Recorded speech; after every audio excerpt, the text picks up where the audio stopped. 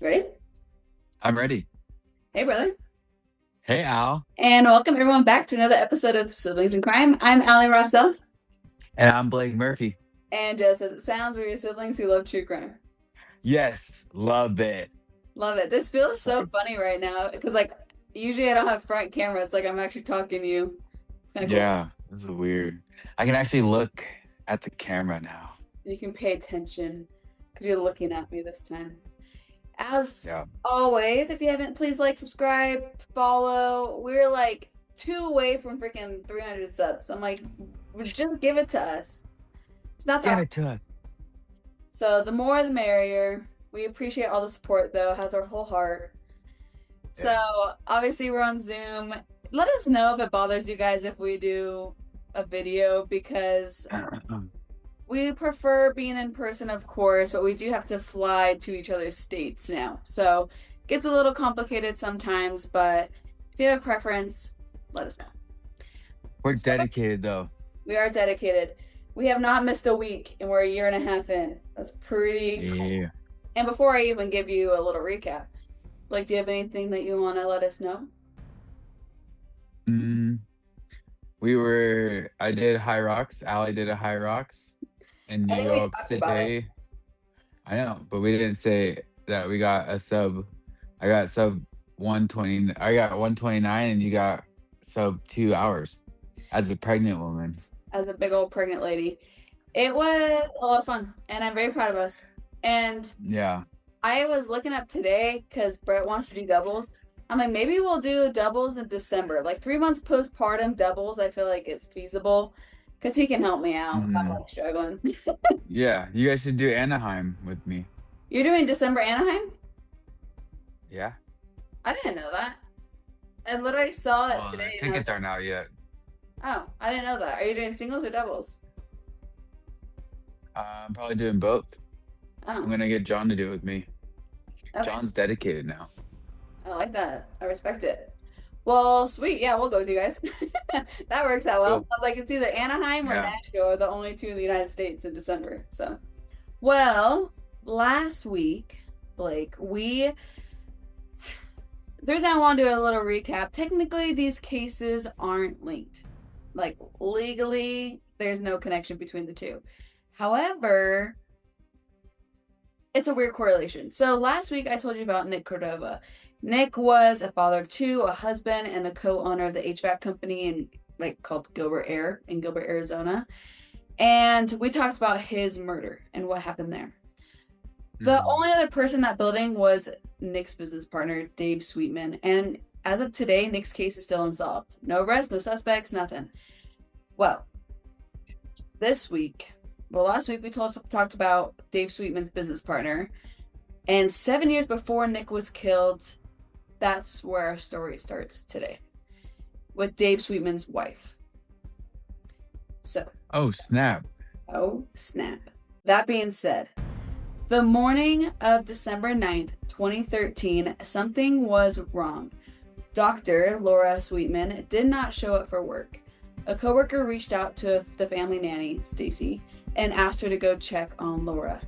When Stacy arrived, the house was locked up tight. She let herself in and was greeted by Laura's two dogs. She called out Laura's name and got no response.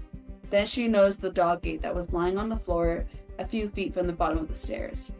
Stacy made her way up, calling out to Laura the whole time. She found the bedroom. The bed was unmade. She walked into the bathroom, and there she found Laura in the bathtub, dead. And this is the mysterious death of Laura Sweetman. Are you ready? I'm ready. Let's roll.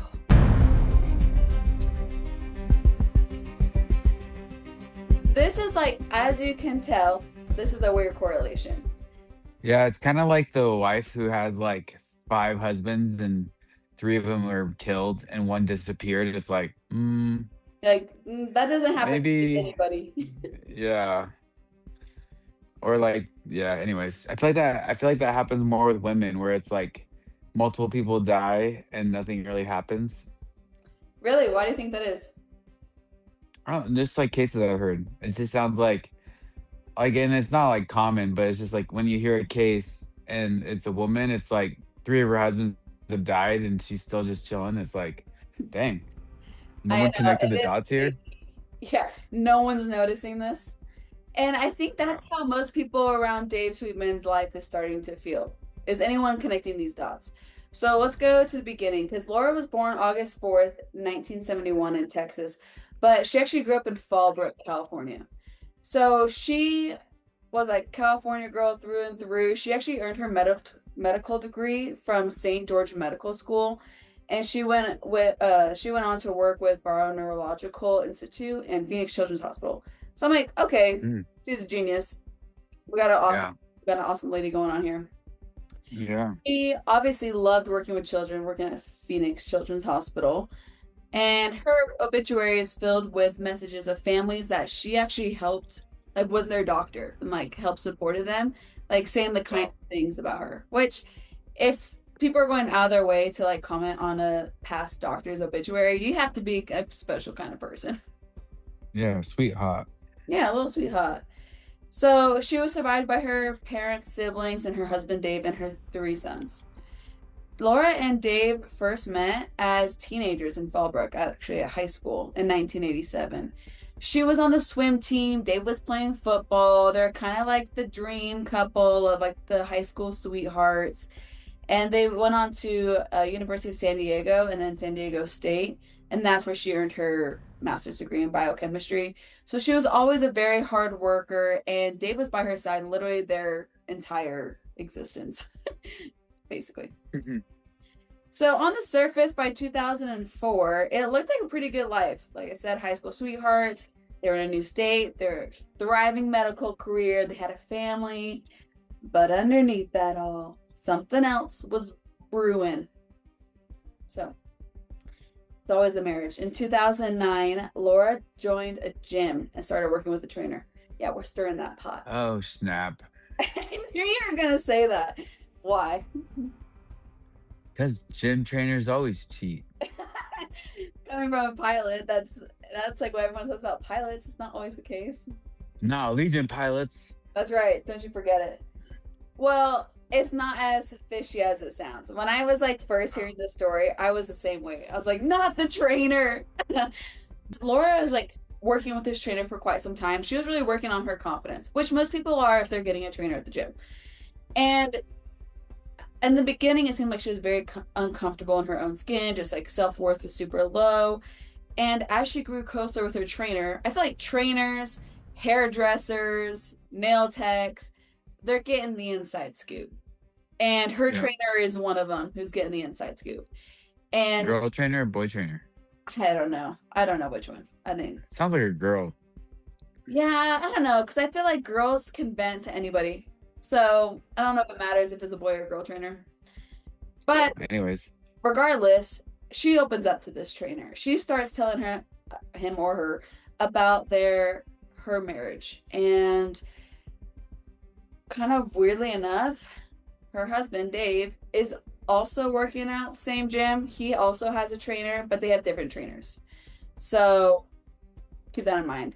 So she opens up, starts talking about how Dave belittles her, how she feels very small, she gets torn down, and it's very obvious to the trainer that this is the case.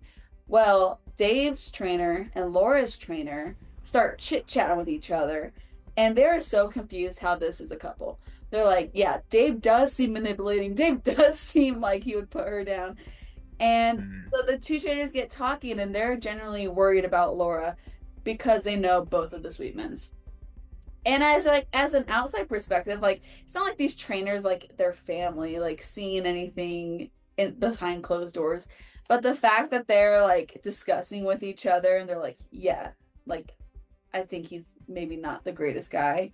I think it's pretty telling if you can just tell through some workouts. Yeah, it must be pretty obvious that people who see him an hour every couple days can Exactly. determine that. I'm like, okay, you're So, pegging that from a distance. That's pretty obvious then. So they're like, yeah. Dave's got to be manipulative, and then they're worried that Laura, she's never had a different relationship.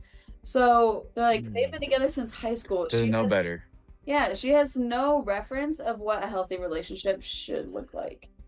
And Hannah was talking about this too. She was like, the best advice her mom gave her is date around because you really don't know what's good treatment and what personalities get along with and compatibility. And I was like, that is so true. And Lori doesn't have that. So she doesn't know how bad the situation is. Fontana. Montana. So yeah, shout out Hannah for working on these two cases. Well, eventually, Laura started to get suspicious of Dave, as most people do if their relationship is sucking. She began to look into Dave's life outside of their little family. So, of course, where does she go? Facebook. That's like the most I wouldn't classic have thing guessed. ever. Everyone's stalking on Facebook, especially in the early 2000s. So Yeah. she goes on Facebook for a deep dive, and that's when she finds something that just blows some things out of proportion, or not out of proportion, blows things wide open. According to Laura, Dave had, quote, a whole other life. Not only is he having an affair with this woman, he has a whole nother child. He has a son that is like 3 or 4 years old. He has a family on the side of there. Jeez. Wait, how does she find this out on Facebook? I don't know. I imagine that she's just trying to go through all his friend lists and then seeing what they're Yeah. posting. Girls know how to get around that kind of stuff. They figure it out. Yeah. Facebook sounds weird. Unless this guy has like completely wide open, like posting, it's my son from another family's birthday. Yeah, exactly. I mean, I don't know how, like, I mean, she obviously had to go deep into finding this. I imagine she was able to just find any messages. Maybe she was on his account, don't have the Yeah, details. yeah. But of course, Laura lost it. Rightfully so. I too, anyone should lose it if your spouse has a whole nother family. And she was absolutely Yes. furious, devastated, all the adjectives. And once she knew about the affair, she started wondering what else he's been hiding. All right, quick break from the case. Because if you've ever looked up at a plane and thought, I wonder what it's like to actually fly one, this is for you. Today's episode is brought to you by Simply Fly Flight School, a local flight school right here in Arizona that makes learning to fly simple, fast, and actually affordable. Simply Fly offers discovery flights where you can get in a real plane with a certified flight instructor, take the controls, and experience what it's like to be an actual pilot. No experience needed, just show up and enjoy. And for our listeners, you can get $10 off your discovery flight when you book through simplyflyco.com. Whether you're checking off a bucket list item, thinking about becoming a pilot, or just want the coolest experience you'll have all year, this is it. Head to simplyflyco.com, book your discovery flight, and use podcast discount to save $10. Now back to true crime. So, like I mentioned in the beginning, Laura had a nanny named Stacy, and Stacy was like her ride or die. It seems like she was always around the family, helped for years. And Laura told Stacy she's like done with Dave. We're done messing around. Like it's official, and she filed for divorce. F Dave.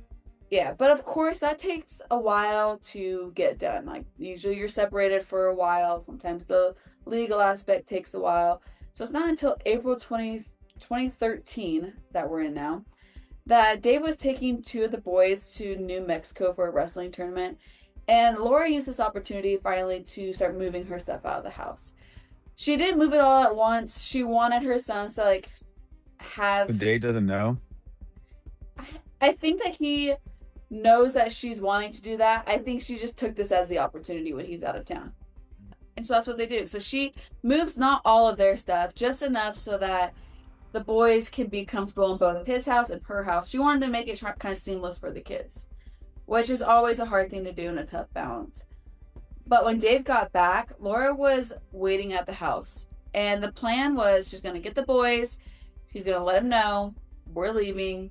And actually, originally her plan was to just say they're going to go grocery shopping or run some errands. But in reality, she's trying to get the boys out of the house to her house as like a safe place to be.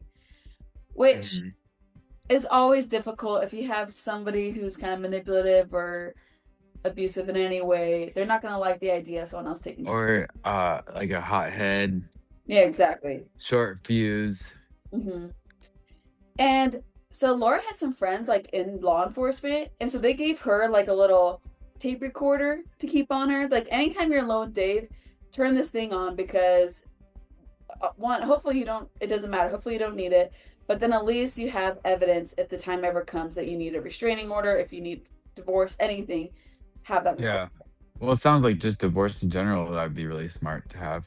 Yeah, for If sure. he's crazy and that's why they're getting a divorce, it's like, here's proof. Threatened me, wanted to, you know, choke me or something. Like, that's why I'm getting a divorce.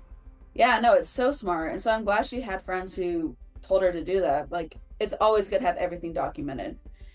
So, actually, most of this stuff, this is such an interesting case because this is not documented as a crime, as you'll see. And so really the only like investigation journalism is from Crime Junkie. So it's funny because like obviously they have their whole team doing their thing, but if you want like a deep dive, because I'm going to go into these recordings, go over to the Crime Junkie. It's the episode called Update Laura Sweetman. You're going to want to listen to that to hear it. It's like very hard listen, beware, but you'll be able to listen to all the details there. And this is where a lot of this information comes from. So going into it, in the recording, Laura tells Dave she's leaving and that she'll be taking the kids with her. And of course, like you mentioned, hothead, Dave gets mad and pretty physical. We also only have the recordings. We don't have video. So keep that in mind. But because Laura knew she was being recorded, she began to narrate things out loud as they were happening so that it's documented. Now, of course, maybe she could say other things. I think she's telling the truth. I hope that Crime Junkie doesn't mind. I want to use a little bit of a snippet from their audio. So if that doesn't get copyrighted or anything, that would be playing right now. I am leaving. I am leaving. Please, David, help! Please, David, I want to go! Why are you doing this? You're saying help? Because You're saying help from me? dragging me in You're the saying house. help from me? David, I just go? No! No, you can't! You've taken my children away! You've taken my children away from me! You've already done it! So multiple times during the argument, Dave would shout things like, "Do you want me to kill myself? Do you want me to put a bullet right in my head?" Like crazy things. Like that's a wild thing to tell somebody. And Laura's telling him, Sounds manipulative. very manipulative. And Laura's telling him like, "No, I want my sons to have their dad, and I want your other son to have his dad," and like even included the affair child. And so she's telling him, "I don't want that, but I need you to back away. And I'm trying to leave." But Dave refused to let her leave. He even grabbed her car keys, took them away from her, doing anything to refrain her from leaving. Laura was trying to comfort him, being like, "Okay, we can still co-parent. We're going to both go to the baseball games. We're going to be still in each other's lives, but no one can live like this." And Laura's like, "We can continue to talk about this, but I'm leaving right now." But Dave's like, "No, you're not leaving until we're through talking about this." And so anything she said was completely unacceptable for him. So Laura even brought up the fact that this relationship is bringing her so much stress. Literally the year prior, she had a heart attack. And she says it's because of the stress from this, which is diabolical. She's, let's see, this is 2013. She's probably like around 45-ish, 44. Wow. So young. That's sad. Yeah, very, very young. And she's telling him that this is like not doing well for her well-being. She's depressed. He's obviously depressed. But he's using the lines of like how he grew up without a real family and he's not going to have his boys taken from him. So like you said, very narcissistic tendencies, gaslighting to the fullest, manipulation, like galore. And we can hear this all through the audio that I hope I can add some of it to. The audio, also keep in mind, is an hour and 20 minutes long. This is a long conversation. Yeah. And she was able to get it all recorded. So Laura even brought up in this argument, so I'm like summarizing it a ton, obviously, but I want you to kind of get a scope of their relationship. Laura brought up that people were telling her that they're seeing Dave out in public with other women. And I was like, that would kill me. Yeah. That is horrible. And Dave's getting all worked up. Who's telling you these things, trying to demand that? Of course, Laura's not going to like out her friends, so she doesn't tell him. But he's getting so worked up thinking that everybody's out to get him. He's telling her, everyone wants my downfall. Like, they're just telling you these things.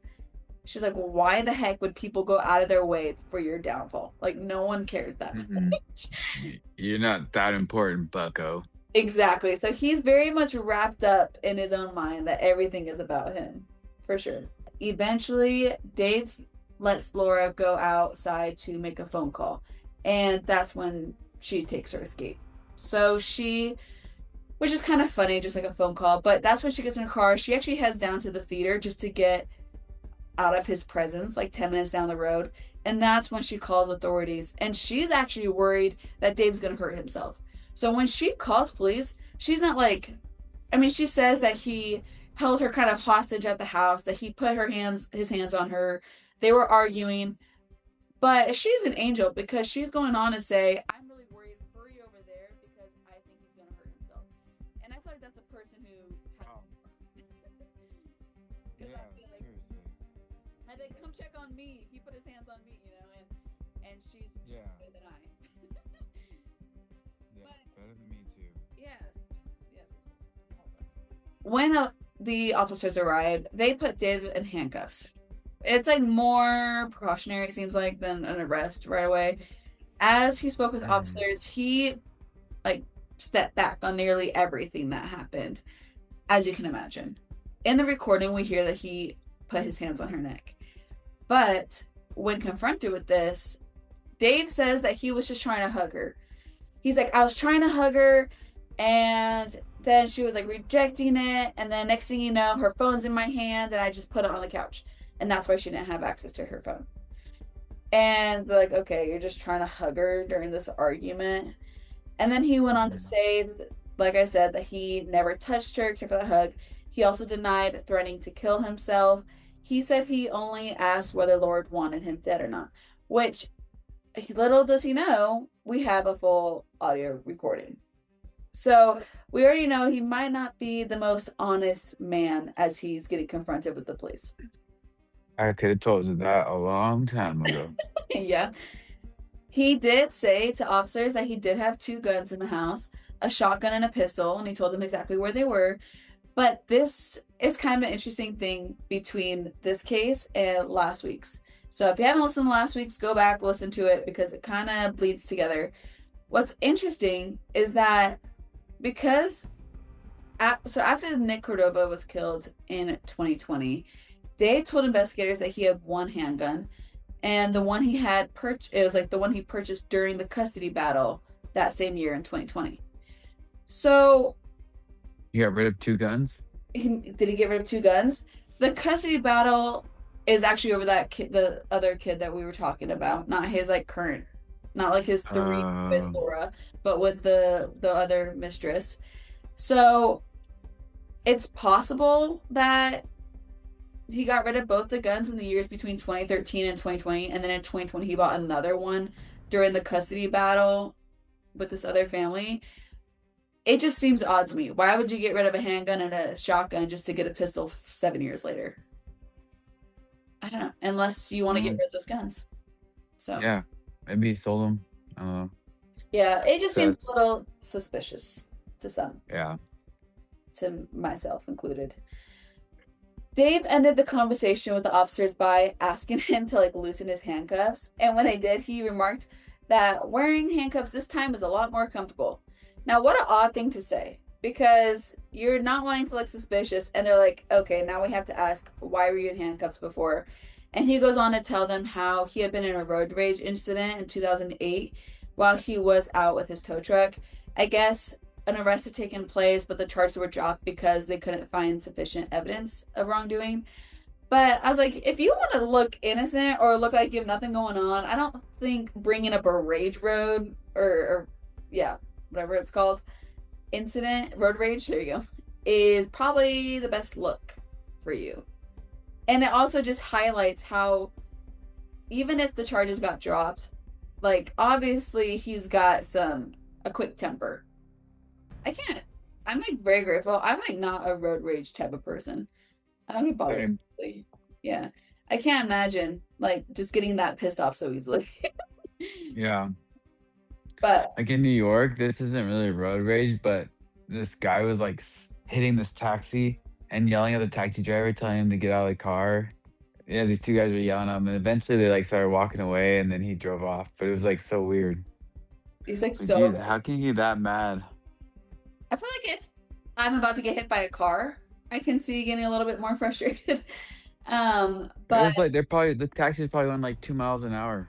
that's true. It's not like traffic's ever faster than that. All right, quick break from the case. Whether you're checking off a bucket list item, thinking about becoming a pilot, or just want the coolest experience you'll have all year, this is it. Head to simplyflyco.com, book your discovery flight, and use podcast discount to save $10. Now back to true crime. Dave was ultimately arrested that day for assault and unlawful imprisonment. Whether he spent the night in jail is like actually unclear, so I'm not really sure about that. But either way, all this was enough for Laura to, one, get a restraining order, and two, get full protective custody of their children. Yeah, I feel like it can't really protect from a crazy person though. Isn't that the You know what I saddest mean? thing? Yeah, I feel like Yeah. restraining orders only work on people who like kind of respect the law in that sense. That they'll actually Yeah. abide by that. But I feel like if you're a bad enough guy, you're not gonna try and follow the law regardless. So I don't know. Yeah, it's like if he's in a fit of rage, he's not gonna be like, "Oh, my whatever order Restraining doesn't order. let me get within 300 feet, so I Yeah, have to turn exactly. around." Yeah, and it's funny that you say that because for the next 5 months, Laura didn't see Dave really much at all. However, there were still times that she would because they would both go to the boys' baseball games and things like that. So, although they had a restraining order, he wasn't like completely absent out of her life. She kept working during this time. She kept caring for the boys. She even started dating, but her life was still not really steady because she was like genuinely scared that he was going to show up at any time, which I feel like is so common. You hear that with restraining orders. It's like, great, you got a restraining order. Now it's documented that he's an abuser. However, doesn't mean that you're necessarily safe. And at this time, she's also nervous because money was kind of stretched thin. And she's like a doctor. But the reason being is because Dave would like start and crash companies left and right. And then he was hiding from the IRS. And so Laura's nervous that one, the IRS was coming for her. And two, she has mentioned to friends that she still had student debt. And so with Dave basically gambling their money with these companies and failing them, they're losing a lot of money. They're not paying their taxes, so she's worried. And so as far as finances go, she wasn't very optimistic with how that was going. Already stressed for like literally physical reasons, financial reasons. She's got a lot going on. This is when Laura and a coworker had also started digging into Dave's business dealings. Like, where is this money going? And what they found obviously wasn't good. It's pretty staggering. Dave, like I said, has started more companies than Laura had even realized or known about. Some she'd only discovered because people started calling Laura asking for the money that her husband owed them. That would be so scary. You're like, crap, I don't know what to tell you. And so she came back into a corner big time. And one of the guys that she was actually starting to see leading up to her passing, one of these guys told police that Dave, the kind of ex-husband, quote, dicked her out of lots of money. And like he didn't elaborate on that, but it sounds like Dave was somehow siphoning funds from companies. He was stealing money from Laura. Like he was doing everything for money. And if you remember from Nick's case, this seems to be a common pattern. This definitely seems what happened with Gilbert Eyre as well. Yeah. By all accounts, like he seemed like the type of guy that would go through many lengths to get $1. So tells you a little bit about the man. In October 2013, Dave was granted a small custody arrangement, something along the lines of he gets the kids every other weekend now. The nanny, Stacy, was actually the one who would bring the kids back and forth between the two houses. And according to Dave, he still had no idea where Laura's new house was, where she was living. He says he had no interest in knowing where she was living. But about a month after the custody arrangement began, a neighbor named Harry, he noticed something unusual. And this is like such amazing neighborhood work. I would not notice if a car was out of place. But Harry, he's like, hey, there's this white car that was parked across the street from Laura's house. And he said that a white man was sitting in it and he was doing something on his phone. And so Harry actually went over and confronted the man and asking him what he was doing in the neighborhood. And I guess this driver got so mad, he was cussing him out and told him it was like none of his business. Got all riled up about it. I was like, I would not have the confidence to just walk across the street and be like, hey, who are you? What are you doing in our neighborhood? Like, you get random people in your neighborhood every day, you know? So he looked suspicious enough. Yeah, and he's probably sitting right outside of Laura's house, and he's like, I know Laura's going through all this. I'm gonna go check on who this guy is. Yeah, that's messing with her house. Great friend right there. And on top of that, Harry was like keeping detailed notes. Not only is he like, here's the make and model of the car. By the way, police officers, here's a license plate. And I was like, that is so cool. Good on him. So he was like, concerned that this man could be up to something. And the frustrating thing about this is this tip and this information never went anywhere. It's unclear if the cops ever ran the plate. It's unclear if they ever looked into this guy as a potential person of interest or anything of the sorts. And Lame. I don't know how you do that. I don't like, you're given like information about potentially a suspicious guy in a suspicious death and you don't put the two together.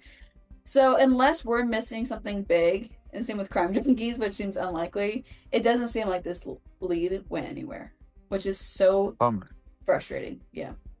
Mm-hmm. Especially because not long after the incident with the mysterious car, Laura asked a friend if she would fill a prescription in the friend's name and give it to her, which obviously is illegal. And we don't know what exact medication it is. One friend thought it was for anxiety, but they weren't completely sure. What we do know is that it's completely out of character for Laura to do something like this. Like, it's very shocking for everyone to hear that Laura would ask this of a friend, especially she's a doctor. Like, she could lose her license over this. Like, this is a pretty heavy ask. So it kind of tells you like where she was probably at mentally if she's willing to do this. And like, we don't have information on like where that went either. But in early December of 2013, Laura had taken the boys to her parents' house in California for a visit, and they returned on December 1st. The following weekend, the boys went to Dave's house. So on the morning of Monday, December 9th, the boys were still with Dave. So now we're like all back in the same state. Boys were with Dave. He was taking them to school, and Stacy was supposed to pick the boys up from school and bring them over to Laura's house. That's how they're making that exchange. However, Laura never made it into work that day. And this is where we started our story. When Stacy arrived at the house, she used her key to unlock both the storm door and the front door. The first thing she noticed was the dog gate lying at the foot of the stairs. She called out to Laura, heard nothing, so she went upstairs. She found the bed unmade, she walked into the bathroom, and that's where she found Laura in the bathtub, unresponsive, foaming at the mouth. Stacy tried to wake her. Of course, she's going into panic mode. That's terrifying. She called 911. When firefighters arrived and attempted to revive Laura, it was obvious that Laura was already in full rigor mortis. She had been dead for approximately 6 to 12 hours at this point that Laura found her, or that Stacy found her. Jeez. Yeah. Other than the foaming at the mouth, which is pretty common, I guess, a sign of drowning, which I didn't really realize, there was no immediate obvious indication what had been the source, or what had killed her. There was water in the bathtub, yes, but Laura's head was above the water, and it seemed unlikely that she could have drowned in that position, because she's not going to move after she drowned, right? Yeah. So police surveyed the scene. There was no forced entry. There's no signs of a struggle. Nothing appeared to be missing. There was one other thing Stacy did flag, and that's what she said, that when she heard the fire trucks coming and she went downstairs, she actually found that the back door was unlocked. And I guess it's very uncommon, especially for a woman who's living by herself. Very uncommon. And scared of her ex-husband. Yeah, if you're living in fear, you're not going to do that. And so is it a possibility that she forgot? Of course, like before she went to bed, like that happens. But what are the chances, like the one time she kind of forgets? So then you're also thinking the possibility, was this someone's escape route and that's just how they left the house? Most likely. Seems most likely to me as well. So police called Dave and told him that Laura was part of an investigation, actually, and that he needed to pick up the boys from school instead. Like, change of plans, you go get your kids, Laura's busy. He asked what she had done to be involved in any investigation, and they told him it wasn't something they could share over the phone, but they'll meet at Dave's house. The officer arrived just before Dave pulled into his own driveway, and he knew that Dave was already kind of in tears as he walked over, which caught him off guard. And so he asked Dave if he's spoken to anyone, talked to any family or anything, and Dave said no. The officer told him what they knew. They said Laura hadn't shown up for work. Stacy found her dead in the bathtub. Dave bent over, sobbed uncontrollably. He cried through the entire interaction. And it kind of has me confused as to why he was already kind of emotional leading up to talking to the officer, if he hasn't found that out. But yeah, I guess he was like over emotional at this point. Dave said that the last time he'd spoken to Laura was the previous Saturday. It was like at a boys' sports game. I don't know if it was baseball or what. But even though the restraining order meant that they couldn't technically supposed to speak to each other, they would occasionally. And that all he knew was that she didn't mention feeling ill, that anything else was wrong in her life, or anything of the sorts. But of course, the officer's going to ask about the medical history. And so Dave told him about the heart attack that happened not too long ago. And he also mentioned, quote, that Laura works out like an idiot. And that in the past, she had pushed herself so hard at the gym that she, in his words, had passed herself out. So it kind of feels like he's putting some blame on her, that maybe she did something to herself. But the officer asked again whether Dave knew where Laura had been living, and Dave swore he didn't, that she had no idea where she was now. So the officer noticed we did not ask Dave where he had been the night before. The only thing investigators could confirm was that Dave's phone had remained at his house all night and didn't leave until he took the boys to school in the morning. So at this point in the investigation, they're just kind of getting a scope for how Dave's reacting. And we do know that just because your phone's at the house doesn't mean you're at the house. Mm-hmm. That's all we have. Well, the autopsy did not reveal very much. Laura's family, her coworkers, everyone was immediately like, oh, Dave, check him out. Like, they just, you know how families are. They know right off the bat. Yeah. One friend texted another the morning that Laura was found, saying that Laura had been found dead, and they believed Dave had done something to her. And it seems like all the coworkers are on the same page. Yeah, everyone thinks it's Dave because they know how crazy he is. I know, and I just feel like it's so, this is like the TikToks that we were talking about the other day, but it's like, oh, you have a crazy ex-husband, and like 3 days later he got married to somebody else, you know? I don't, like, if you're on the jury, you're like, I don't need to hear anything else. That's like how I kind of feel like the vibes are with Dave, where it's like, oh, like he's money hungry and there's potentially a life insurance. Okay, you know. So it's like that. It's really hard to stay unbiased, in my opinion. But the autopsy is confusing. It does kind of give it pretty a mysterious turn. It's complicated. There was no internal trauma, but the outside of Laura's body was a little bit different. There was contusions all over her body. Scalp, breast, mid-back, both elbows, both forearms, both hands, her right leg, and her left knee. There was also, I don't even know how to say this, pedicle hemorrhage. I don't know if that's the right word. However, basically, I've never heard of that. Like, what? I've never heard of that. Me neither. And it could be because I'm saying it wrong. But what it is like 3 broken blood vessels. And that was found like a bruise? on the arm.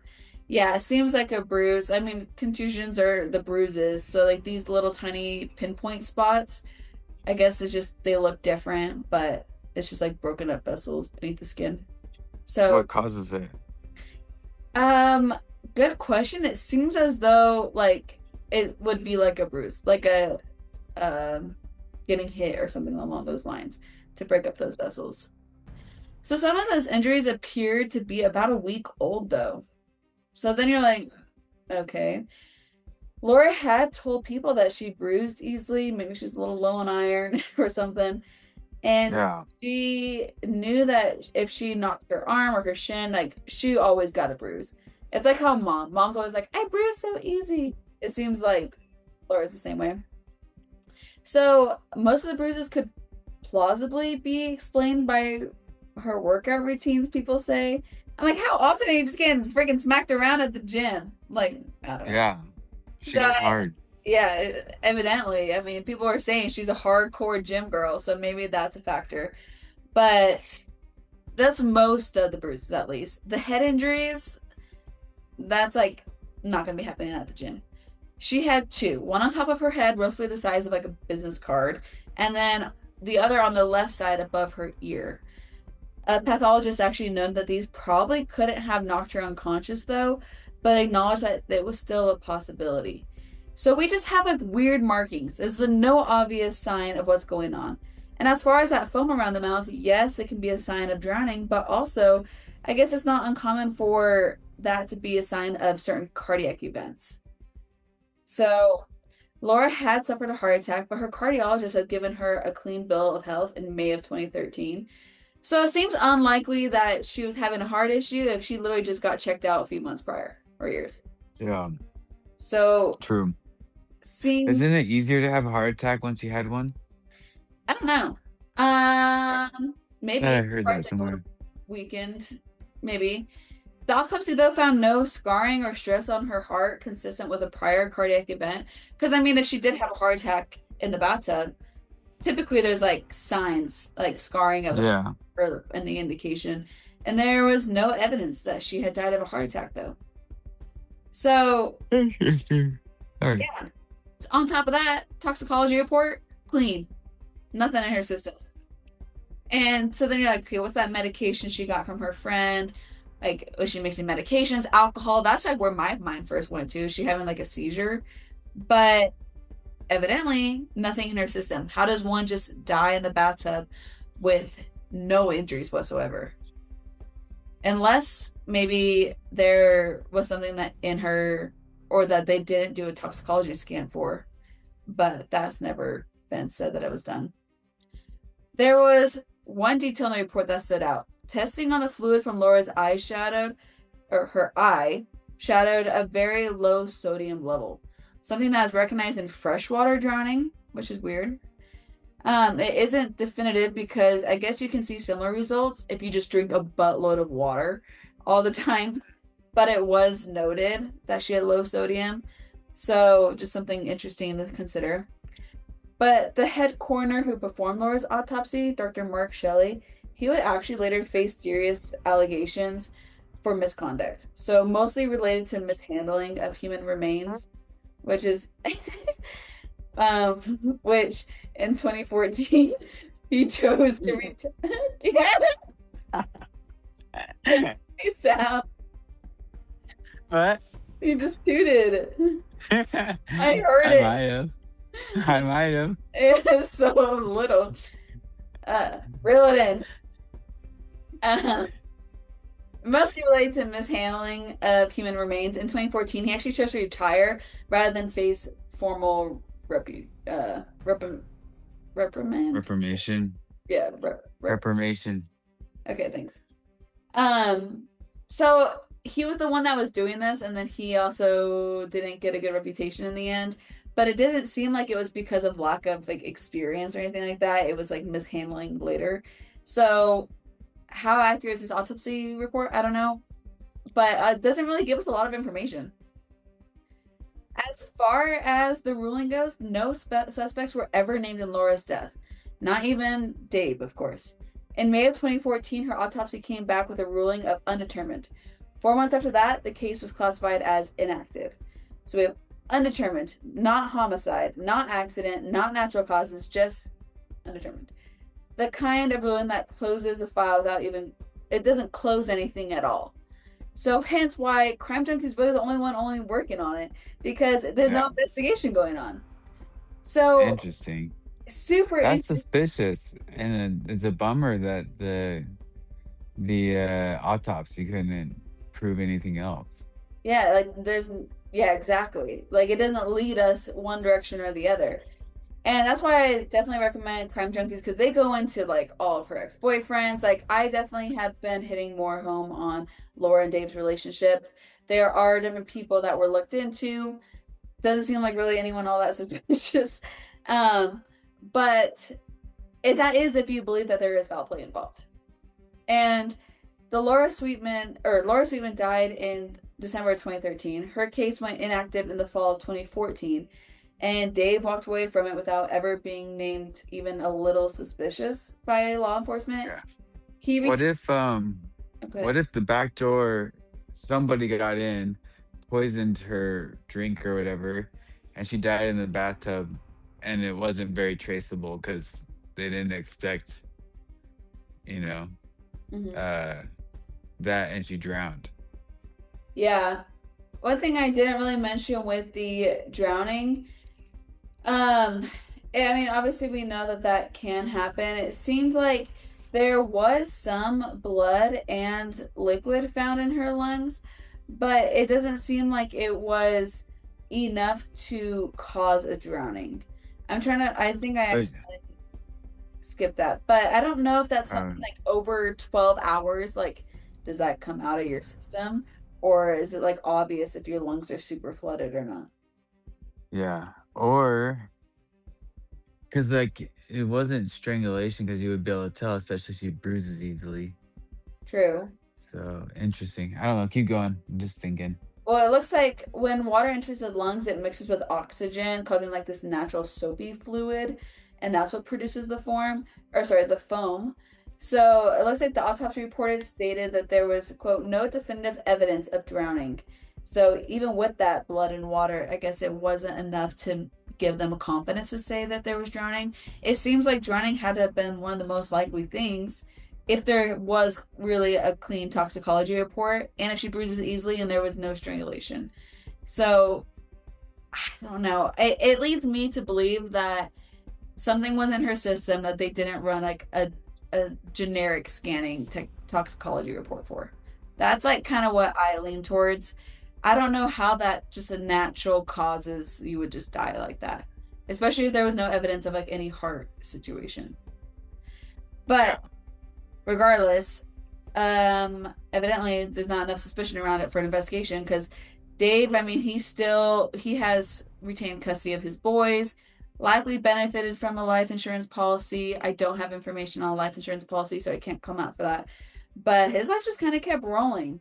He started more businesses, took on new business partners, like specifically one, a hardworking guy with a young family who loved his work and trusted the people around him, who was Nick Cordova. And as we know, Nick was murdered 7 years later on May 2020. So, two suspicious deaths, one common thread, which is pretty rare. And in both cases, Dave Sweetman kind of walked away without even getting a second look from authorities. So, Nick's case is still open. Wow. Is inactive. And Dave's running a new HVAC company out of his house in Arizona right now to this day. And according to the law, he's completely innocent. So, all the suspicion I've brought up today is allegedly, of course. And I don't want to sign up too much. He's just a working man these days. If he is innocent of both these, poor man is the most unlikely person in the world to be around these circumstances. But it leads me to believe that maybe he's a little bit more suspicious than law enforcement leads on. And that is the mysterious case of Laura Sweetman. Whoa. I know, isn't that weird? Interesting. Yeah, that is a weird one. I know, and It's a weird connection. it is. And one thing I didn't have in the notes, but I came across a TikTok from Nick's wife, Alicia. She's been Noise for Nick is her TikTok. She is talking about Dave and how, I guess, I don't know if this is allegation or if this is legitimately, but that Dave has had previous companies burned down that he collected the insurance for. Like, it seems as though he's chasing the money, whether that be against Nick, against his wife, Yeah. and with the family. So, in my opinion, suspicious. Nothing is set in stone, so everything is allegedly. But that's what the case I have for you today. Mm-hmm. Do you have true crime Well, news? thank Brooks? you. I don't. It's on my phone, and my phone's recording. That So makes sense. All right, well then Yeah. we'll pack it up and bring it back next week. And wait, keyword today oh yes, is